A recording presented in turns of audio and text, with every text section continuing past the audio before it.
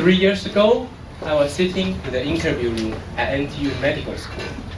6 professors, 12 eyes, were staring at me, and I sat there like a stone waiting for their question. Do you really want to be a doctor? Of course I do! It's my dream, I replied. Then they replied with an evil smile. Everyone says that it's their dream. And I also know that you are going to say you want to be a doctor like Hwai since you're little. You want to become a doctor because your grandfather had cancer, your grandmother died of stroke, your father had SARS, and your mother had Ebola. Poor medical students.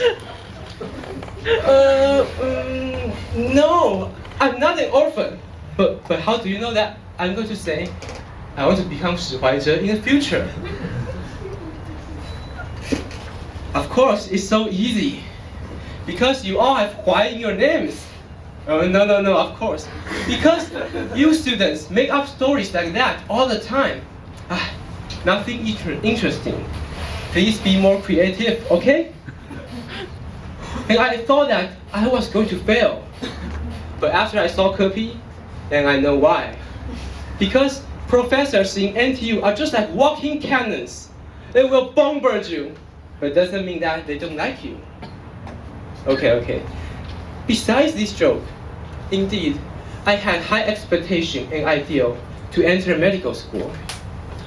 In medical school, we are not only students, we are more like an apprentice.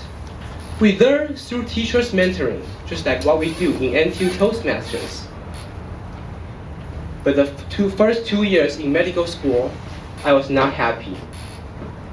Usually, teacher cares about their research, not about teaching. I was depressed. Not because I couldn't understand the content of the class, not because the heavy load of studying, but because I lost a sense of direction. I was like a flying dandelion seed carried by the wind, but find no fertile soil to live and to grow. I was wasting my time to float on the tide, but no wave to pull me aside to the coast. Not until the 3rd year did I finally meet my best teacher. I learned that in medical school there are 2 kinds of teacher. One is the teacher that reads the PPT on the stage, leaves the classroom and say goodbye to you after the class, then you will never see him again. The other one does not have the PPT. They don't have any script to rip off. And what we do is to say hi to them before the lecture and by praying with my deep respect. And the most interesting thing is that they lie down to teach.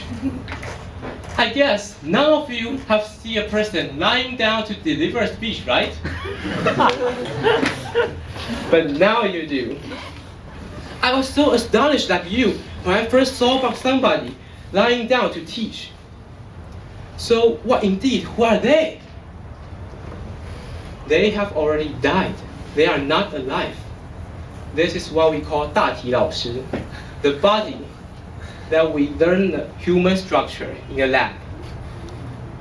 I guess none of you want to be cut, to be stared at, to be pointed at, or even to be naked in front of dozens of people.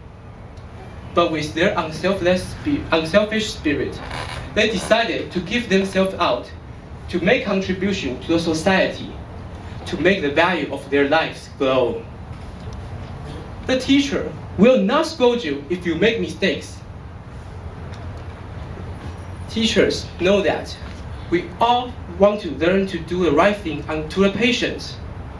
But indeed, we grow by doing the wrong thing, by making mistakes. So let's be on their bodies, not patient's body.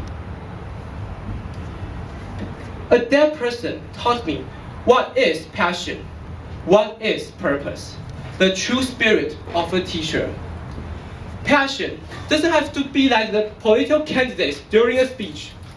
They stand on the stage, cry for action, and put their knees down and kiss the ground. Passion is not like what I act. Passion is to put into practice, is to devote yourself into something fully that you think is right. Then it is contagious and it will spread out to other people.